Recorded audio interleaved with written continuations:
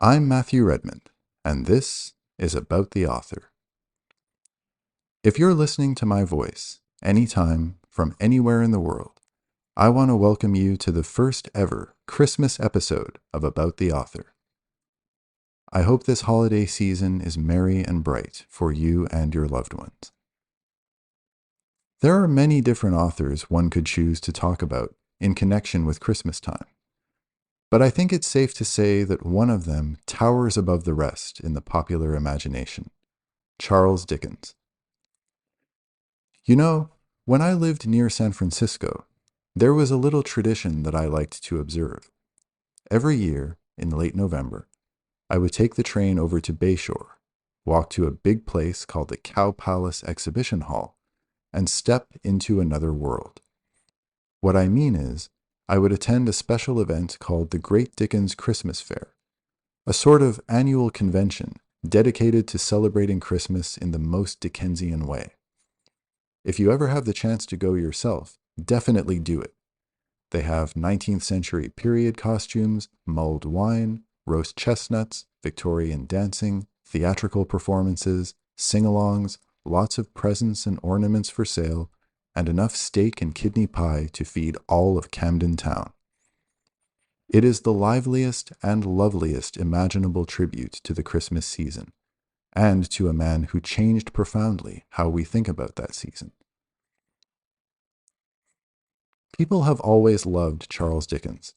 He's one of only maybe 3 great authors in the English language who have long been hugely popular among scholars and wider audiences alike, the other 2 being William Shakespeare and Jane Austen. They love the novels, David Copperfield and Oliver Twist and Great Expectations and Little Dorrit, and some of them even love Martin Chuzzlewit. But A Christmas Carol, Dickens' thin little 1843 novella, is at least as beloved as anything else. It's been adapted dozens of times for the screen, with no fewer than 2 more movie adaptations in the works right now. My personal favorite is the 1951 version called Scrooge, starring that fastidious ghoul, Alistair Sim. It has inspired books and calendars, vinyl figures and board games, many of which I happen to own, television specials, and at least one podcast episode.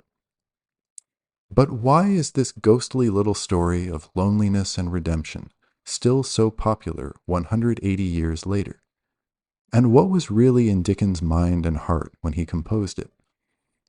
I want to spend this Christmas party of ours talking your ear off about just a few of my favorite things that make A Christmas Carol so powerful and so Dickensian.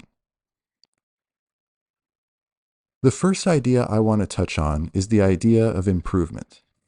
Charles Dickens has been called the ultimate Victorian author, and one of the most important aspects of Victorian culture, which Dickens both reflected and amplified, was an emphasis on improvement, or progress, or reform. For the Victorians, nothing was outside the pale of reform. Everything could and should be improved through the right application of hard work and intelligence, often motivated by swells of human feeling. Throughout Queen Victoria's reign, Britain witnessed all kinds of improvements in factory and labor laws, education, public health and sanitation, the treatment of the poor, prison conditions. You name it, they changed it, often for the better. And while these changes were uneven and certainly had their blind spots, they reflect an earnest commitment to making life more habitable for more people than ever before. Dickens was a passionate advocate for many kinds of reform. In his novels, he bravely attacked such varieties of injustice as workhouse abuse, the neglect of orphans, the mass incarceration of debtors, and the exploitation of child labor. Outside the realm of fiction, he lent his boundless energy to campaigns for better housing conditions, safer factory conditions, and more opportunity for members of society who had fallen on hard times, among numberless other causes. To a legion of readers, this made him a kind of folk hero as well as an international celebrity. Even people who could not have read his books themselves nonetheless felt a personal debt of gratitude to a man who seemed to work tirelessly on their behalf. What does this have to do with A Christmas Carol? Well, Dickens sees Christmas, in his own words, as, quote, a time when want is keenly felt and abundance rejoices. And, like a true reformer, he believes the gap between some people's want and other people's abundance should be narrowed, not just at Christmas, but throughout the year. A Christmas Carol is built on the idea that helping others is fundamental to any life well lived, and the most powerful expressions of that idea in Dickens' book, one of the most powerful in any book, is found in the words of Jacob Marley when he visits Scrooge on Christmas Eve and must explain how he became reduced to the status of a miserable ghost covered in chains. Let me read that for you. "It is required of every man," the ghost returned, "that the spirit within him should walk abroad among his fellow men, and travel far and wide. And if that spirit goes not forth in life, it is condemned to do so after death. It is doomed to wander through the world, oh, woe is me, and witness what it cannot share, but might have shared on earth, and turned to happiness." What a brilliant paragraph, one of my very favorite in the book. Dickens takes one of the most familiar concepts in the world, the idea of ghosts, and puts his own quintessentially Victorian spin on it. He uses the idea of the ghost to express that our responsibility to our fellow human beings is stronger than death itself, and more essential to our being than even our own bodies. It's the kind of passage that makes you want to run through a brick wall, especially if there's someone in need on the other side.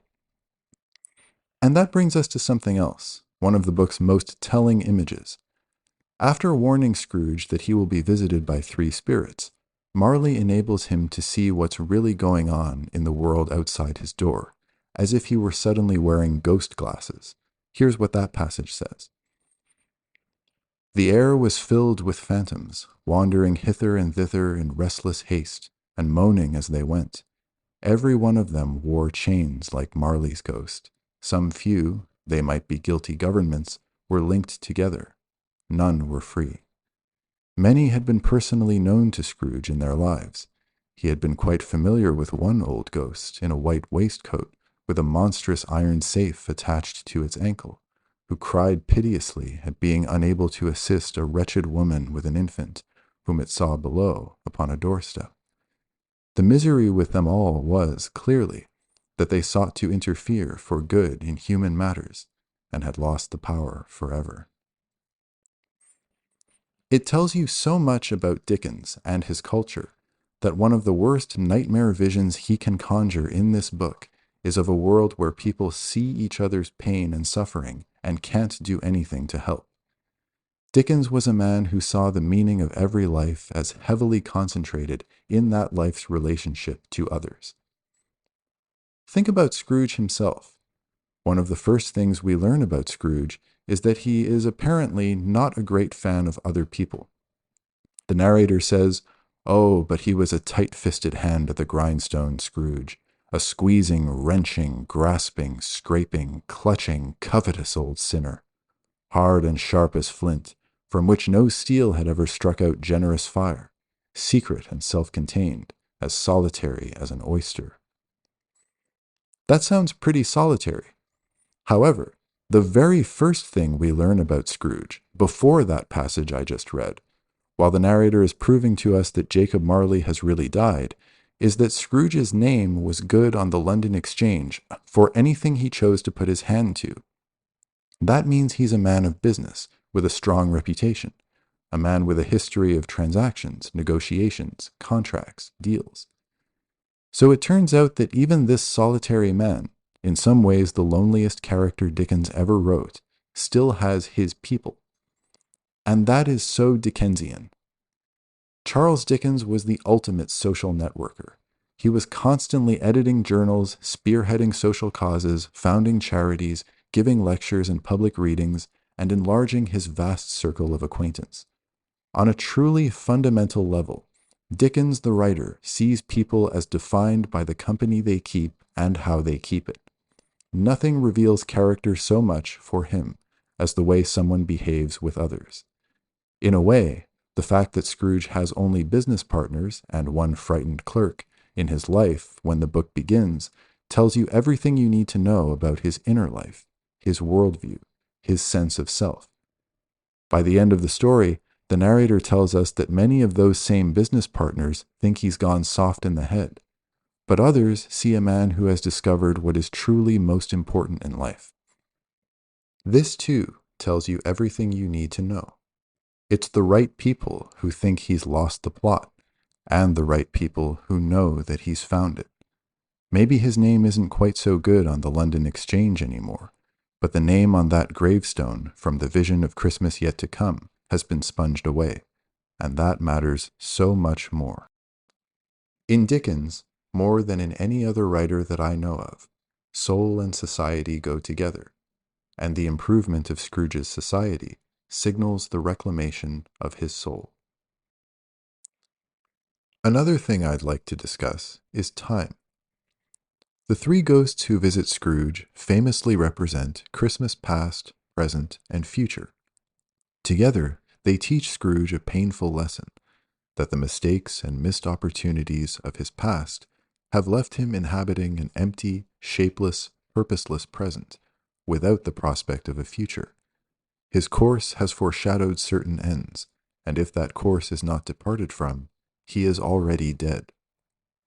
Scrooge, having finally recognized all of this, begs the ghost of Christmas yet to come for another chance at life. Good Spirit, your nature intercedes for me and pities me. Assure me that I may yet change these shadows you have shown me by an altered life. I will honor Christmas in my heart and try to keep it all the year. I will live in the past, the present, and the future. The spirits of all three shall strive within me. I will not shut out the lessons that they teach. Oh, tell me I may sponge away the writing on this stone. Those words are very well worth lingering on. Why?